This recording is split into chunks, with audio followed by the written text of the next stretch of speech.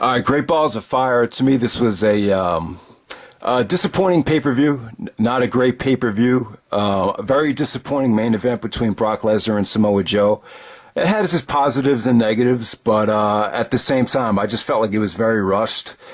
And let's talk about Brock and Joe first. I want to start off this a little bit different. I think all the attention needs to be on Brock Lesnar and Samoa Joe for this pay-per-view because, it's that big of a match for me. And, the ambulance match and the aftermath to that, to me, it really took away from the main event.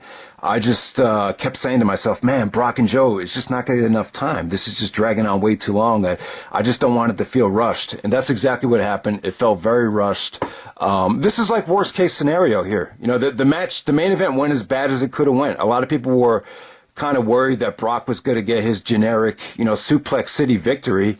And you could argue that it kind of came off that way. It really did. The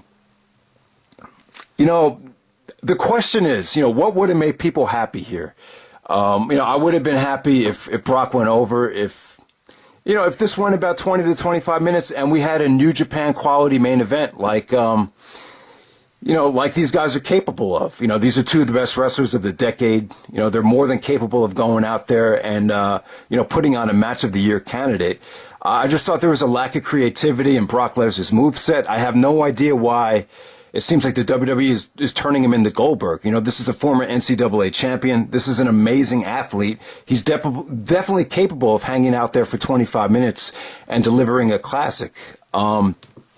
Now, positives about the match. Joe looked great, though. Joe attacks Brock from behind while he's posing with the championship, and he takes it to Brock with a lot of intensity. Joe never looked better. He looked like a legit animal, a legit force.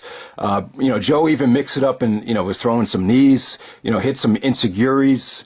Watching this match, you would definitely think, Joe was the one that had had experience, fighting in the UFC. If you went into this match not knowing anything about either guy, but I don't know. Brock hit some beautiful, the German suplex when he went underneath Joe and hit him with the German. That was when they were, up against the turnbuckle. That was awesome. But for the most part, a lot of Brock's offense just felt very generic. It's the same moves over and over again. I just felt like him and Joe could have done some really creative things with, more of a strong style type of match where you got stiff clotheslines. I would have loved to see how Brock could counter more of the knees to the gut. There was a beautiful counter from the the F5 into the Chiquita clutch. That was cool, but overall, the match just didn't have the drama and the long-term intensity that I was hoping for. Just very, very short, though. Joe dominated most of the match, though. But that's not exactly how I would have booked this thing. I just would have loved to have seen more drama, more back and forth. The match, it wasn't a bad match. I could see some people saying that this is better than the Orton match. I would agree. I would say this is even better than the Randy Orton match, but it wasn't better by much. And this got even less time than the Orton match from SummerSlam. But yeah, man, I just felt like these two guys were just capable of so much more. I think there's still a chance that they could go on to SummerSlam and wrestle a better match and a rematch. But just the way it ended with Brock countering the Chiquita clutch into the F5 and getting the victory, I don't know. The match just went too short for me to think that there's going to be a rematch. But I have to think that Vince was impressed with Joe out there. Joe got a lot of fan support. There was Joe's going to kill you chants. Brock even got booed at certain points, not heavily, but, it just seemed like, I thought the match had a great atmosphere, but the match doesn't have a lot of replay value. I actually watched it twice. The second viewing was a lot worse than the first viewing. And, it is what it is right there. I wish I could talk more about this match and give it more praise. But I just can't. I just think it sucks that, I thought we'd finally get an amazing main event here. But, I can't say that this is a New Japan quality main event. It just sucks that you have to go overseas to other companies to find, those amazing main events. I think WWE needs to do a better job of, giving us more hard-hitting and just better quality, one-on-one wrestling type of main events. And we just didn't get that here. I don't know. I think at SummerSlam we'll probably get Brock versus Roman Reigns. But I just don't know. So let me just go through the card really quickly here, if anyone's still captivated by this review. Bray Wyatt and Seth Rollins in the opening match was, I just didn't feel like they got it going. I really thought, not until Rollins was selling the knee did they really create any drama here, but Rollins was kind of overselling the knee at certain points, and then Wyatt hit him with, hit him in the eye. So then he hit the Sister Abigail. But, this definitely had SummerSlam written all over it. Just definitely a prelude to the SummerSlam match. I think both guys are capable of a lot more. And, there was really no video package, no story behind it. So this is pretty much done to set up the SummerSlam match. But I don't know. Overall, I just thought these guys could have delivered, something a little bit more special for the opener. Big Cass and Enzo Amore. Yeah, so, Cass's heel turn. I think this is a good turn so far. I think people are really invested in the storyline so far. I thought Enzo cut a great promo before the match even started. The promo was actually better than the actual match. So Cass, if you've been watching WWE for years now, you kind of know how this works by now. Anytime there's a big heel turn and you do a match immediately on a pay-per-view, it's always about the heel establishing dominance, and that's what Big Cass did here. I'm surprised at how well the Cass hole chants are catching on, because I remember when Jericho did that to Nash with calling him a Nash hole. I thought that was hilarious. He actually did it back in 2003, but it never really caught on. So Cesaro and Sheamus and the Hardy Boys, I actually thought this was great. I thought this was the match of the night. I'd actually give this 4 stars. I can see why some people probably aren't as high on it as I am, because it seems like a lot of these Iron Man matches, they kind of start off with the heels kind of dominating and going up 3-1 or whatever, and that's what Cesaro and Sheamus did. They definitely outsmarted the Hardys and just had them, they were the dominant team for most of the match. But I thought the Hardys had a great comeback here.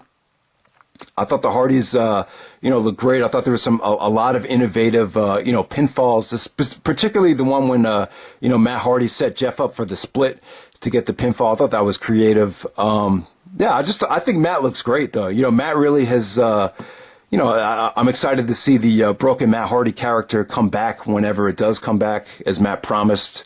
But I think Matt looks great now, and so does Jeff. For as old as these guys are, they still have it. And Cesaro and Sheamus, they're kind of they're finding both guys have struggled to get in. Getting over the last couple of years, especially Sheamus. But and I just feel like Cesaro and Sheamus are finding their comfort zone as heels. They're kind of developing that Hollywood Blondes type of confidence that Austin and Pillman had back in the days, where they were just these badass heels that are just kind of finding their comfort zone. And I thought the finish was great. With Jeff hitting the Swanton. But Sheamus wasn't the legal man, and Cesaro saw it coming, so he kind of used Jeff's momentum to his advantage and kind of surprised him with the schoolboy to get the victory. And I thought it was a good call. I thought seeing the Hardys come back would have been, too much of a generic babyface type of victory. So, yeah, I've never seen a tag team Iron Man match before. I just really enjoyed it. I could see some people being bored by the beginning of it because of the dominance of Cesaro and Sheamus. But, I thought it was a good comeback from the Hardys. Sasha Banks and Alexa Bliss. Yeah, this is an attractive matchup right here. You got 2 very attractive females that are 2 really good wrestlers, and this just had SummerSlam written all over it here, so you kind of knew Alexa wasn't going to give up the title. It ended by, Alexa getting counted out. I thought Alexa was slick here, though, man. She pulled off a lot of really creative things where it looked like her arm was, her elbow was dislocated just by the way it looked. But it was just a hoax, and it wasn't. So she was playing possum and then attacked Sasha. I thought that was really creative. But yeah, man, just good match, a good submission spot when Sasha had Alexa in the bank statement. It looked like Alexa might tap out. The crowd bought into that. But nothing mind blowing, and very predictable ending here. You kind of knew that Alexa was going to retain. We got a rematch at SummerSlam, so it looks like that's the direction that they're heading in. The Miz with Maurice, Curtis Axel, and Bo Dallas and his new entourage taking on Dean Ambrose. Watching this match, I just said to myself, man, Ambrose is just stale as hell. If I don't think I've ever seen someone in a singles role that's so stale right now as Dean Ambrose. And I like Ambrose. I think he works hard. I think he always gives a great effort. The odds are constantly stacked against him, but I just feel like the match with Brock last year kind of hurt him.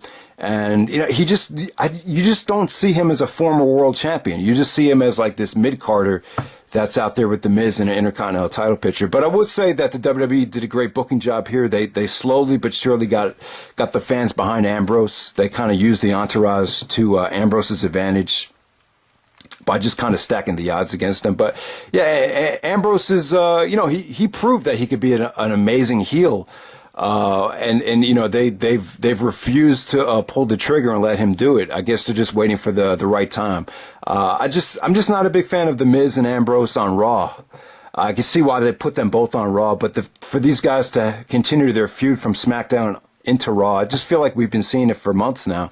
But yeah, but a good match though. The match wasn't bad at all. I just felt like I just think it's just so tough for Ambrose to get excited for these Ambrose matches after all he's been through over the last couple years.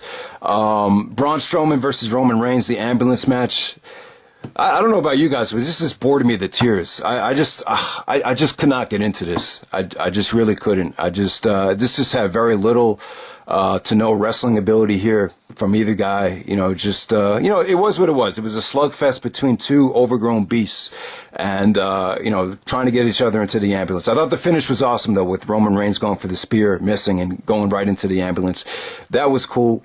But then Roman comes out of the ambulance and spears Braun Strowman. That was a cool spot. And, the aftermath was crazy. They did this with, Shane McMahon and Kane back in the day. They had an ambulance match, which was also in Dallas for that Survivor Series. So maybe with Dallas, Texas, that reunion arena, maybe that's just conducive for the ambulance match on television. For maybe some of the backstage stuff that they did. But, it was kind of, it was a little bit too much for me. They really overdid it with the, that segment went on about 20 minutes with them trying to get Strowman out of the ambulance. But, I guess, that Strowman's been getting monster face reactions for the past year now. So maybe they figured this is the best way to turn Strowman face. But, if they're going to have Roman Reigns challenge Brock at SummerSlam, I don't know. I didn't see the point of doing the turn now. But, it is what it is. I still think we're going to get Brock and Roman at SummerSlam. That's how it looks right now. And, it seems like they might go ahead and, do the Roman heel turn. I think people see value in him as a heel, as Michael Hayes, said.